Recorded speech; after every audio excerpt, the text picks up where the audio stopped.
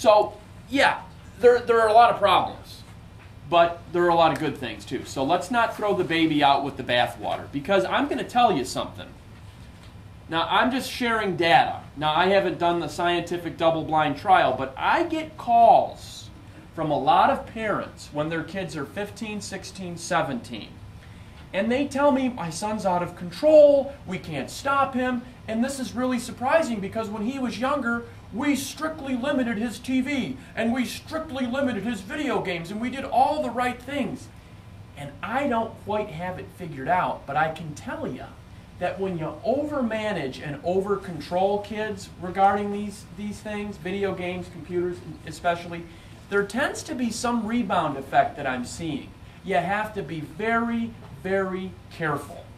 And I don't quite have that figured out yet, but it's there. It's definitely there. A lot of the World of Warcraft kids that I see and that parents are calling me, they had the parents who did all the seemingly correct things with them. Okay? So obviously, have you seen this?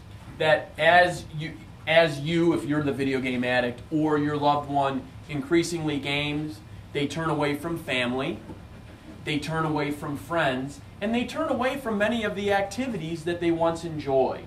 Have you seen this? And that's one of the signs of addiction. That if you look at the DSM-4 psychiatric manual, you'll see that right there. You'll see this one too. Gaming in spite of negative consequences. So what are the negative consequences? Well, I can give you one. Christmas of 1997, I was alone. My roommates were gone. I was living in a house with a couple other people, and I had a brand new copy of Age of Empires. I gamed for 49 hours straight. I had carpal tunnel syndrome after that period, and I had a backache that required me to go to the chiropractor 3 days a week for several months. That didn't stop me, though. You see, I can't. Those are physical consequences. Those are very tangible and definable consequences. Yet, didn't stop me from gaming. So, oh, come on in, please. How are you? Okay, no, you don't apologize. I'm ADHD. I appreciate these things. I like mixing it up. So remember, when I was a kid, sitting still and doing what I was told was anathema to my way of being. So I delight in people who stand up and do different things. How are you? Good. Standing up, wonderful.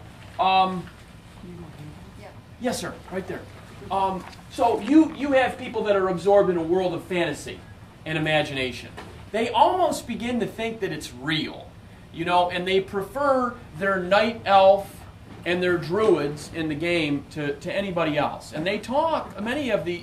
Now listen, let me just take a step back here, because this is a spectrum that we're talking about. And I certainly am not saying that all people are like this, but sometimes when talking about this issue, I talk in the extremes. Okay, now not all of you have, the fantasy or imagination oriented people. Most of you do. But anyway, yeah, you like that one? Yes. They become so wrapped up in it, and this is about the same as turning away from friends and family, other activities, that they prefer the fantasy and the imagination, the imaginative realm, to reality. And I used to be one of these people. One of my first games was Gettysburg, and it's a Civil War simulation that went through and mapped the topography of Gettysburg in great detail. And you could play the whole battle as Robert E. Lee or as George Gordon Meade, the Union general, and you could fight your regiments, and you call in your cavalry, and you have your cannons, and you could save the day. And if you were feeling oppositional defiant, you could be Robert E. Lee, and you could beat them Yankees back down to where they belong. But anyway, I convinced myself through a series of elaborate rationalizations that this was a good thing. I was learning things that keep going. I was learning things that would help me in the real world, learning about history. But I'm sure it's no stretch of the imagination that if I spent 49 hours in one particular sitting playing Age of Empires, that I wasted years of my life sitting in front of a computer screen, as I'm sure many of your children, loved ones, partners do.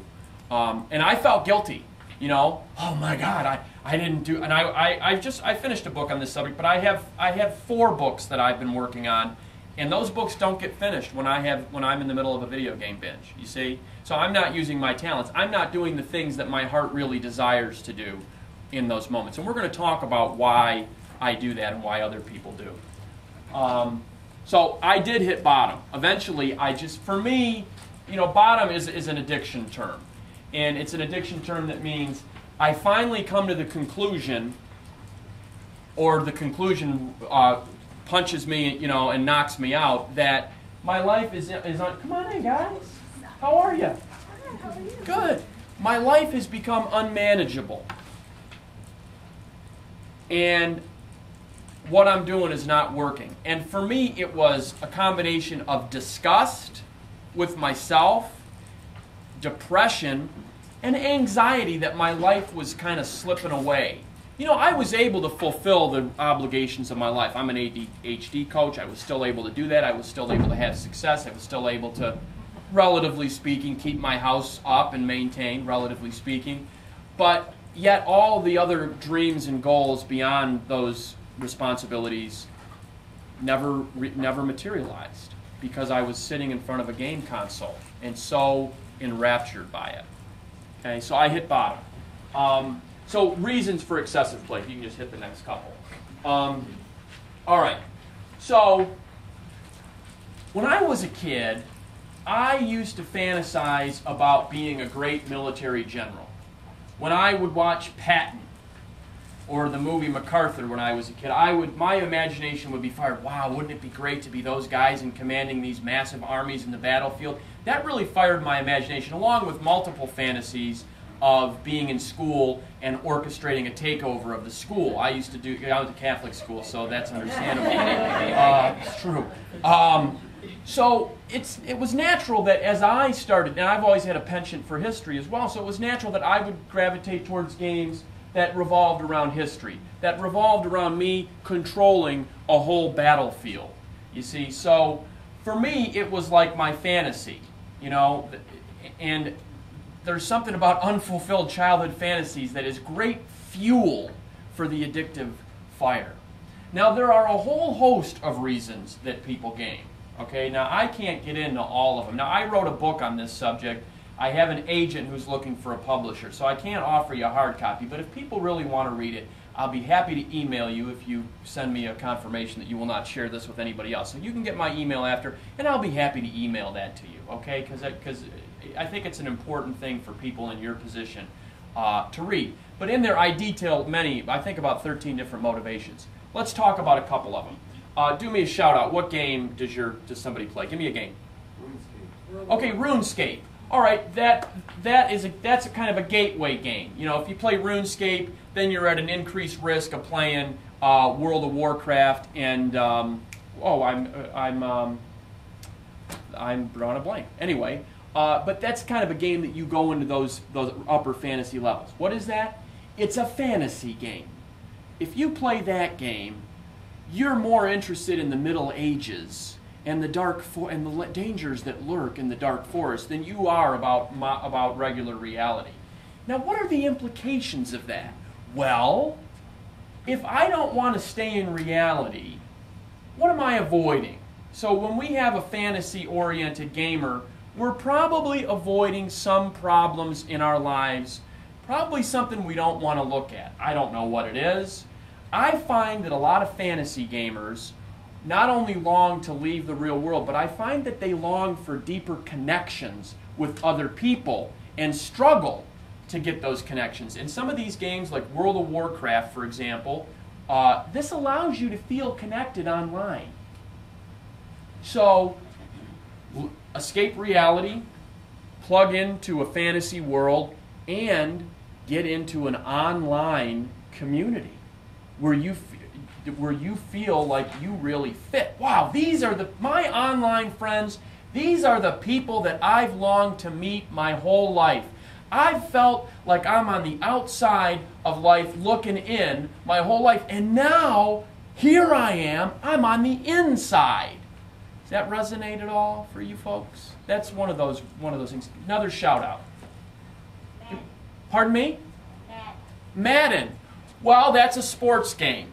So I had a man who was 47 whose son actually came to me for ADHD coaching, and on the side he says, "I'd like to meet with you for lunch one of these days." And I thought, and he had kind of a dire tone. I thought, well, he's going to want to talk about his son. Maybe he doesn't think I'm doing a good job. So no, he wanted to talk to me about Madden. That's what he wanted to talk to me about. This is a very successful lawyer. But you know, this man, and I'm going to tell you his particular profile. He always wanted to be the sports star. He always wanted to excel in sports and be that hero that people looked up to. A lot of us want to be that hero that everybody looks up to, and we never figured out a way to do that in our lives. And so Madden is one of those, you know, that's sort of one of the things we find with that. And again, obviously, there's a fantasy element to it as well.